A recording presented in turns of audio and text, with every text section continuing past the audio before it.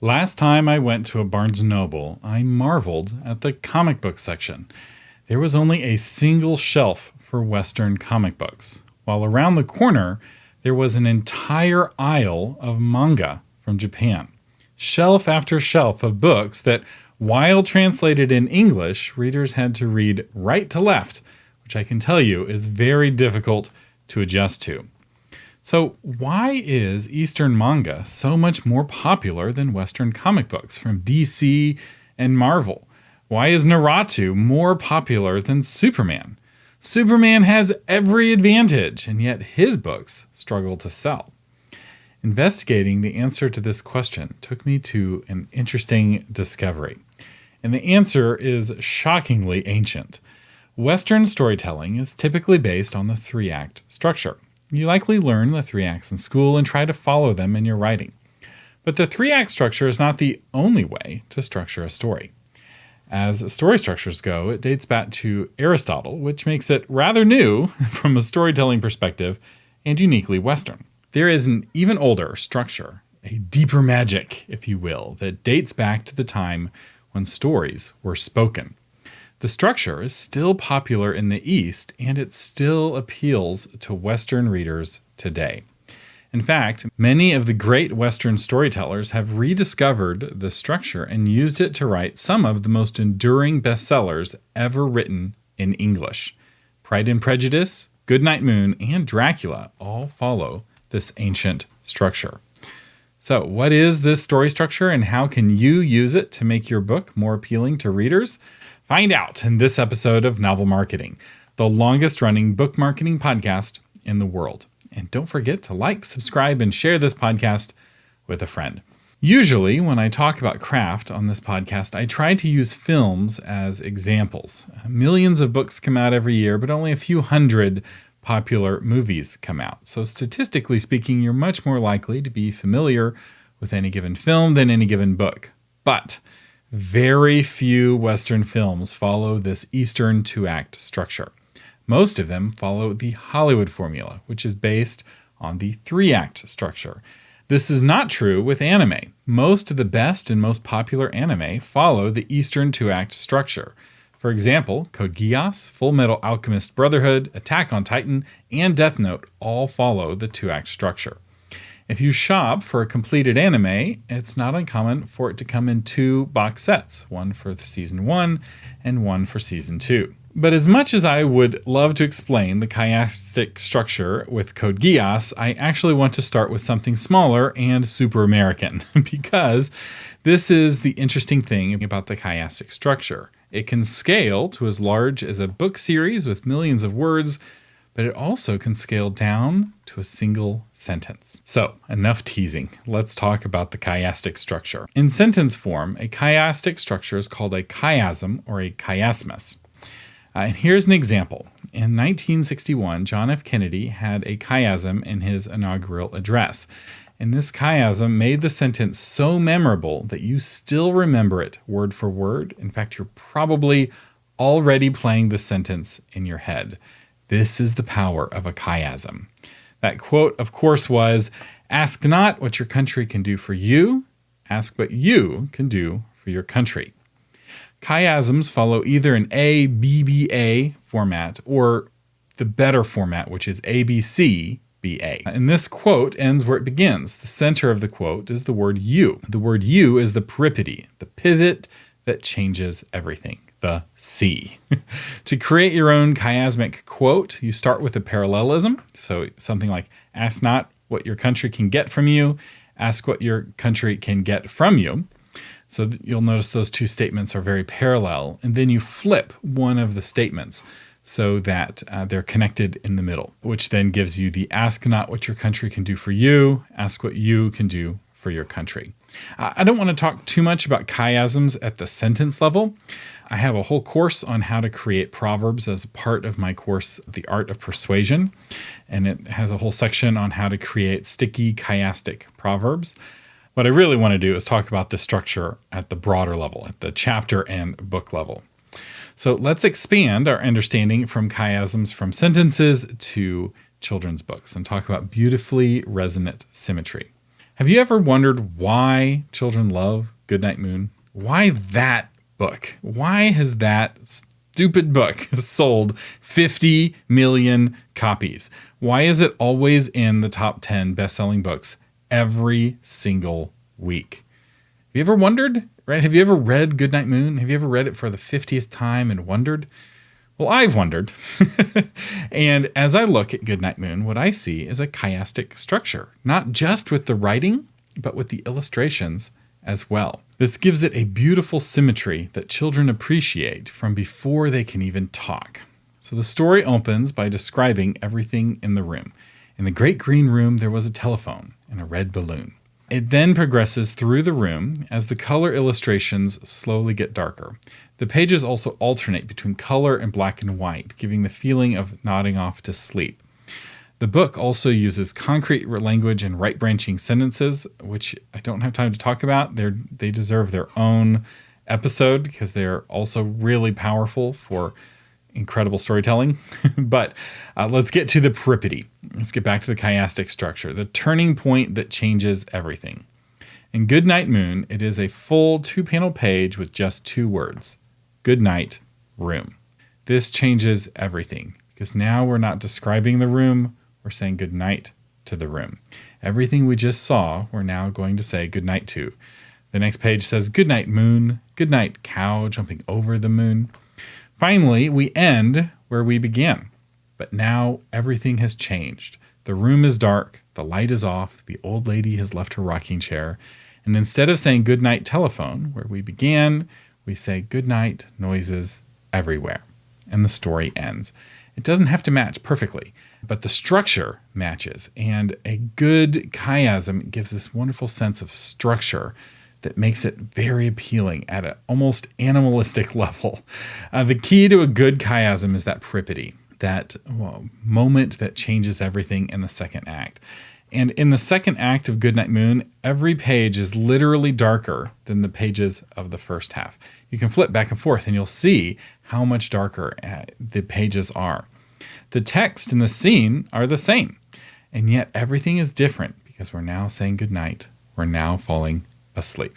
There is something inherently beautiful about this symmetry that surpasses time and space. For example, while beauty standards are in constant flux over time and across different cultures, people all over the world find symmetrical faces prettier than asymmetrical faces. Children love symmetrical, tightly structured storytelling. And the same is true for most adults. Ending at the beginning also invites the reader to read the story again, much to the chagrin of many a busy parent. All right, so we've talked about the chiastic structure at a sentence level. We've talked about it in a children's book. Now let's talk about it across a novel. And my brother, David Umstattd, describes this 2-act structure as 2 acts and a cataclysm. In the Eastern 2-act structure, which is kind of the ultimate form of the chiastic structure, the first act introduces the characters, what they want, and it follows them as they seek that goal. Then, in the middle of the story, you have what my brother calls a cataclysm. In an anime, it really often is a cataclysm. It's at the end of the first season, and it changes everything in the second season. The term my dad prefers and the term that I'll be using is peripety. A peripety is a sudden and unexpected change in circumstances or fortune. It's also known as a reversal of circumstances or the central turning point. So with any of these ancient forms, you'll find a lot of people talking about the same thing using different words. And often, what the protagonist wants, the protagonist's goal, changes in some fundamental way. To illustrate this, let's look at the book Dracula by Bram Stoker. So Act 1, we start the story in Transylvania, where Jonathan Harker slowly realizes that Count Dracula is not all that he seems. Jonathan questions his sanity, and his scientific mind goes to war with what his eyes see. Could vampires be real? Could Dracula be a vampire? Dracula then comes to England, where he begins feeding and haunting Lucy Westra. Dr. Van Helsing tries to save Lucy, and the other characters struggle with giving up their trust in modern science to accept that vampires could be real and that they need to take action to save Lucy. And that brings us to the peripety. The peripety of Dracula starts with Lucy's death.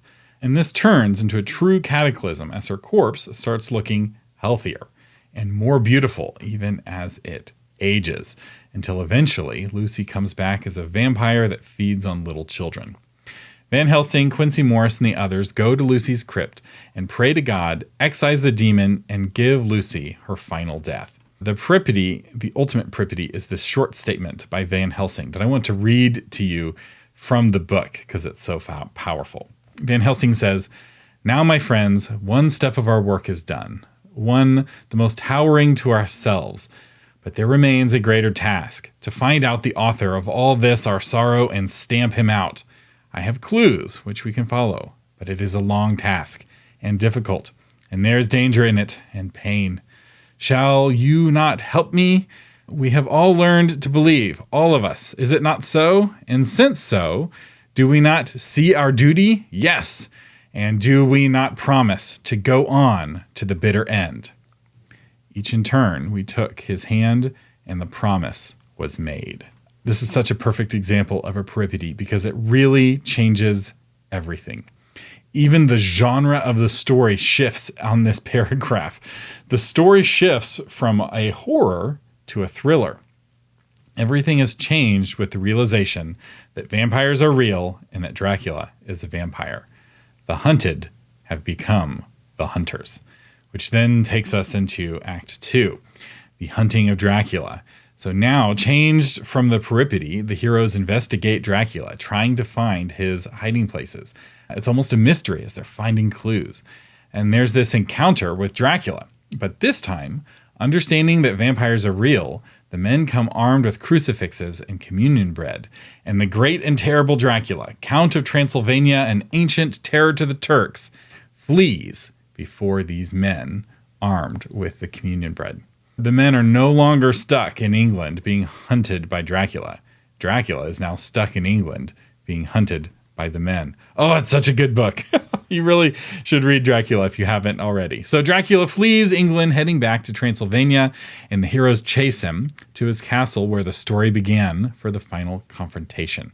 And since I suspect most of you have not read Dracula, even though it's a classic, and none of the movies seem to follow the plot at all, partly because it's really difficult for Hollywood to adapt the Eastern two-act structure into the Hollywood formula. So when they take a chiastic story, they often change it dramatically. So because of all that, I'm not going to tell you how it ends. The book is fantastic, surprisingly Christian, and it's a textbook example of the chiastic two-act structure told by a Western author to a Western audience. So you don't have to watch any anime to see a perfect example. I hear Shelley's Frankenstein also follows a chiastic structure. The story begins with a letter from Robert Walton, transitions to Victor Frankenstein's story, and then the peripety is the monster's story before going back to Frankenstein's perspective, and then finally another letter from Walton. But I have not read Frankenstein myself, so I can't confirm. But if you've read Frankenstein, feel free to comment and let me know if you feel that it is a chiastic story. A chiastic structure is also a way to add emphasis, humor, or even mystery. So let me talk about how you can do that. And a good example of this is actually from the Bible. The Bible uses chiasms so often that the most common place you'll hear about a chiastic structure today is in church. This ancient Eastern storytelling technique is very, very common. And it's not exactly hidden. The Bible's in 2 testaments, after all, not 3. It doesn't follow the Western 3-act structure. It follows the Eastern 2-act structure.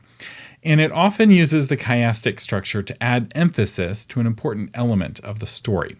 And you can see that at the chapter level if we look at the flood narrative from the book of Genesis. So the flood narrative starts with the violence of corruption of men. Then it talks about God's decision to destroy the earth. Then Noah builds the ark. Then the flood waters rise, which brings us to the peripety. There's Noah in the boat, floating on the water, and God remembers Noah. Then the flood waters recede. Noah leaves the ark. God's promise not to destroy, followed by a new covenant and blessing. So what is the most important part of the story of judgment and destruction? It's God remembering Noah. The symbol of the flood is a bow, not pointed down at mankind, but pointed up to heaven. If the rainbow were a bow and arrow, the arrow would be pointing at heaven, a foreshadowing of judgment to come where the pain will be felt by God himself. You can use this chiastic structure for humor as well. The book of Esther is structured as a chiasm, where it opens with a banquet and it closes with a banquet. So I'll do this one a little bit different. We'll do the parallel parts together. So it opens with a banquet, it closes with a banquet. You have Esther's rise to be queen and Mordecai's rise to become the second of the kingdom. You have Esther's first banquet, which parallels Esther's second banquet, which brings us to the peripety, the king not being able to sleep and honoring Mordecai. So if you know the story of Esther, there's this evil man, Haman, who's trying to kill all of the Jews. And he goes to the king asking to kill Mordecai early, but the king can't sleep. And so he has his history read to him, where he realized that he forgot to honor Mordecai for saving his life. So Haman comes in thinking that he's going to be honored and wanting to kill Mordecai, and instead Haman has to go around town honoring Mordecai. It's very funny. It's a kind of humor that endures across language and time, which is very tricky with humor, and it's accentuated by the structure of the story. You can also use a chiastic structure to hide or tease a mystery, which we see in the book of John. So the book of John uses a lot of chiasms. And shout out to my pastor who's currently preaching a sermon series about the chiastic structure of John right now. But if you look at the 7 signs in the book of John, they form a chiasm. So you have the water changed to wine, which parallels Jesus' crucifixion with water and blood and the sour wine that he tastes. Then you have the healing of the dying child, which mirrors the raising of Lazarus to life. Then you have the healing of a disabled man, which mirrors the healing of a different disabled man. These are both signs, which brings us to the peripety. What's the middle sign, the middle miracle that's the most important that John really underlines? It's the multiplication of bread. It's the feeding of the 5,000. Why? Why of this miracle, of all the miracles, is the center of the story? Why structure the gospel around this sign? Why is the feeding of the 5,000 one of the only miracles in all 4 Gospels? If you know, you know. Otherwise, it's a mystery that invokes curiosity and invites you to investigate. And this is the point, right? You can use the chiastic structure to create curiosity. You can also use chiastic storytelling to create timeless tension through contrasting characters. So since the structure itself harmonizes, it tends to underline and highlight contrasts, which makes it really fun to use for romance. For example, Pride and Prejudice follows the chiastic structure. So let's break it down.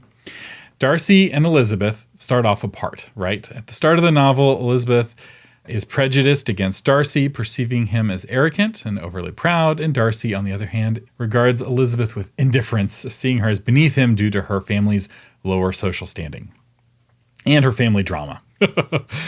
Darcy then starts to grow in his interest to Elizabeth. Despite his initial pride and disdain, he starts to find her interesting. Meanwhile, Elizabeth's prejudice against Darcy becomes stronger, which brings us to the proposal, the peripety. Darcy acknowledges his feelings for Elizabeth and proposes marriage, but he delivers the proposal in a way that emphasizes his pride and superiority. Elizabeth rejects Darcy's proposal with prejudice. And like any good peripety, this is a cataclysm which changes everything in the story. And as somebody who has proposed marriage and been rejected, I can tell you it is truly a cataclysm. It marks the inversion of their roles. Darcy is now vulnerable, and Elizabeth now holds the power to accept or reject. So Darcy becomes the prejudice, and Elizabeth becomes the pride. So after the proposal, both characters undergo significant personal reflection. Elizabeth realizes her prejudices against Darcy were based on Wickham's lies and her initial pride and prejudice. Darcy, in turn, recognizes how his pride and arrogance have affected others, especially Elizabeth. Which then brings us to the conclusion of the story where Darcy and Elizabeth come together. By the end of the story, Darcy and Elizabeth have both changed their perspectives. Darcy humbles himself, demonstrating generosity and kindness, particularly through his efforts to help the Bennet family after Lydia's elopement. And Elizabeth acknowledges her earlier misjudgment, repents of her prejudice, and the story ends with a happy marriage. It's a beautiful chiastic structure. It's given away a bit at the title, Pride and Prejudice, but the structure is so foreign to so many readers. Most people can read this story many times and never see the structure, which is a sign of a well-told story, but it's also a sign of a really useful structure in that it doesn't give away too much. But the chiastic structure is useful for even more. You can also use it to create powerful endings, particularly character-based endings. And to demonstrate this, I'd like to look at the classic literature book of The Cat in the Hat, which is a surprisingly good example. So let me break down The Cat in the Hat for you to refresh your memory. So it opens with a boy and a girl sitting at a window watching the rain. Then you have fun with the Cat in the Hat, followed by the releasing of Thing 1 and Thing 2 and the chaos that ensues. The peripety, the cataclysm, is the realization that mom is coming home. Suddenly, they have to catch and control Thing 1 and Thing 2. Then they clean the house with the Cat in the Hat, and the story ends with the boy and the girl sitting at the window watching the rain. So from a plot perspective, the boy and the girl are doing exactly the same thing at the end of the book that they're doing at the beginning. But everything has changed within them because they went on this chaotic adventure and came back different. And this is what makes the ending so powerful and has triggered millions of deep conversations between children and parents. So the book ends with this. Mom asks them, "Did you have any fun? Tell me, what did you do?" And Sally and I did not know what to say. Should we tell her the things that went on there that day? Well, what would you do if your mother asked you? Oh, what a good ending. It's a powerful ending because it pulls on that chiastic structure. By taking your characters back where they began, it allows you to emphasize to the reader just how much those characters have changed. In this way, the Eastern two-act structure follows the hero's journey. In fact, if you look at how the hero's journey is often illustrated, if you people turn it into a picture, it often is a circle where at the end, the hero comes back to where he began. He goes from the known into the unknown and then back into the known. There's the call to adventure and the return. And I'll have an image of the hero's journey embedded in the blog version of this episode if you want to see what I'm talking about. Another useful thing of the chiastic structure is that it transforms a messy middle into a meaningful peripety. One challenge people have when following a three-act structure is they tend to have a messy middle, a middle that drags. And this is not a problem for people using the chiastic structure. In fact, it's just the opposite. The middle is often the most dramatic part of the whole story, and the most intense. And it happens when you put in a clear peripety. So put a big cataclysm right in the middle of your story, a meaningful moment that changes everything, and it will potentially totally fix the story. It doesn't have to be somebody dying, right? The cataclysm needs to be appropriate to the story. Remember, the cataclysm in Cat in the Hat is mom is coming home, right? That's the worst possible thing that could happen given all of the chaos that's happened in the book up to that point. And a good peripety transforms the messy middle of the story into the most compelling part of the story, like I said. The middle of Dracula kept me up until 2 a.m. Darcy's proposal is not boring either. This is why anime can be so addicting, because the first season typically ends with the peripety, and which changes everything, and now you have to keep watching to see what has changed and how it has changed. Now, I should be clear here. It does not need to be in the dead center of the story. In Dracula, Lucy's second death happens about 60% of the way into the story. In The Cat in the Hat, mom comes home on page 47 of 61. So it's not uncommon for the first half to be a bit longer, since you have to give a bit of context to make the story make sense. But not always. A chiasm creates a structural symmetry, not a symmetry in word count. And anime often will put it dead center. Interestingly, the second half of Goodnight Moon is longer, as the child stalls going to bed and comes up with extra things to say goodnight to, which moves the book from fiction to nonfiction, in my opinion. So you can put a peripety in a single sentence. My family used to run a speech and debate club, and we would regularly have contestants compete at the national championship. My brother, David Umstadt, came in second in the nation, in one of his events. And my dad, who would lead most of the meetings, would teach students the chiastic structure and how to use it to underline key points in a debate and how to use it to structure an award-winning speech, because it's actually a really useful speech structure. And speeches that drag in the middle can really be changed with a good peripety, just like a story. And he wanted to create a chiasm that illustrated a peripety on a sentence level. So he spent a whole semester and created this. I am a one-woman man married to a one-man woman. As he puts it, marriage changes everything. And he's not wrong. If the middle of your novel is lagging, it's probably missing a peripety. So add that cataclysm that changes everything. And suddenly the middle will glue the reader to the book. Now, I'm not saying that you should abandon the 3-act structure. In fact, you can have a 3-act story follow the chiastic structure. So the chiastic structure works in both the Eastern 2-act structure and in the 3-act structure. It's a great model that works beyond the book level and can structure an entire series, like I've been saying. You may find that you've been writing a chiastic story this whole time, and trying to get it to fit into 3 acts just isn't working. The chiastic structure is a great model, and it can help you make an enduring bestseller without having to have 3 acts. Pride and Prejudice is one of the best-selling romances of all time. Dracula is one of the best-selling horror novels of all time, and Goodnight Moon and Cat in the Hat sell more copies in an hour than most books sell in their lifetime. But some of you have given up on outlining because you feel that it just doesn't fit your story. And it may be because, like I said, that 3-act structure just doesn't fit. And if that's you, I want to encourage you to give the 2-act structure a chance. It's a lot more flexible. And it's a lot easier if you're a discovery writer, right? 2 acts and a cataclysm is really easy. If you're a discovery writer writing by the seat of your pants, you're just writing your story, exploring it. And then once you feel like you're halfway done with the story, drop in your cataclysm that changes everything. And then revisit all the previous plot points with that peripety in mind. Readers will marvel at your structure and your foreshadowing when you had no idea when you were writing it the first time. If you want help with this, I'll have some links to some YouTube videos that talk about this in more detail. But I would encourage you to watch some good anime. Anime like Full Metal Alchemist Brotherhood or Code Geass follow the chiastic structure religiously, and they're a really good example of that Eastern 2 acts and a cataclysm format. If enough listeners ask for it, perhaps I can do an anime version of this topic as a patrons-only Q&A. We'll see.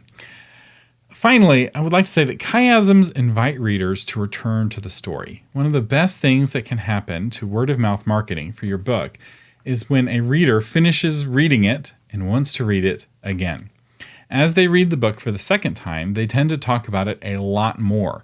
And a chiastic structure creates that invitation to reread, not just for children's books, but for full-length novels as well. Because once the reader has experienced the cataclysm that changes everything, and they read through the second act, they will be curious how the first act looks now that they've experienced the cataclysm. In that first half of the book, they will read with new eyes, and by the time they've read the first half, they might as well read the second half, and now they've read your book a second time. A well-written book can become a peripety in a reader's life, changing everything in their life as a result of reading the book. The chiastic structure can structure a sentence, a children's story, a novel, a TV show, and yes, even a podcast episode. In fact, this very podcast followed a chiastic structure. Did you see? And if not, it's an invitation to listen again. Special thanks to our featured patron, J.D. Rempel, author of Melanie on the Move. As Melanie Cooper prepares for her 13th birthday, her life seems perfect. She's the star of her swim team, has great friends, and a loving family. But when her family is forced to move to Northern California, Melanie's world is turned upside down. Isolated in a new town, she misses her father, her friends, her pool, and even her bossy older sister. But during a visit to church, Melanie hears a message that challenges her to trust in God, even when bad things are happening. As more troubles fall on her family, Melanie struggles to believe in a God who allows suffering. But as she navigates through the difficulties, she begins to discover how God can bring something good out of every situation. JD Rempel, thank you so much for being a patron. Thank you for your support that helps keep this podcast on the air. And thanks to everyone else who is a patron of the podcast. The Novel Marketing Podcast is a production of authormedia.com. You can find the blog version of this episode which actually is pretty useful because I break down the chiastic examples visually. That makes them a little bit easier to see. You can find that blog version at authormedia.com/435. I'll also include my special guide, 101 book marketing ideas that will change your life. That's a free guide. I'll include that in the episode as well. I'm Thomas Umstattd Jr. saying thank you for listening and live long and prosper.